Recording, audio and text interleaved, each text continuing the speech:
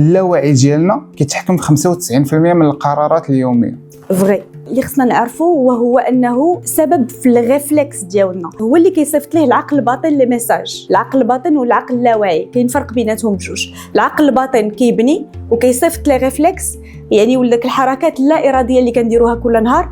العقل اللاواعي فبالصح هو اللي مسؤول 95% على السلوكات اليوميه ديالنا. علاش؟ لانه كيف ما قلت لك ملي كنكونوا صغار ما بين عام حتى ل9 سنين العقل الباطن هو اللي كياخذ كل شيء، وداكشي اللي كياخذ سوغ لا باز ديال التجارب اللي عاشهم هو اللي كيولي كيتحكم ليا في حياتي اليوميه. فاش كنوض، فاش كنلبس حوايجي، فاش كنمشي في السياره ديالي، فاش كنمشي لخدمتي، فاش كنخدم واحد الخدمه اللي موالفه كنديرها كل نهار، العقل الباطن ديالي هو اللي كيتحكم فيا. الشيء اللي كيخلي انه من الضروري انه العقل الباطن هو اللي خصنا نخدموا عليه الاكثر، حيت هو اللي كيتحكم لنا في حياتنا اليوميه. والهيبنوز والتنويم الايحائي هو احسن طريقه باش تخدموا على هذا العقل الباطن.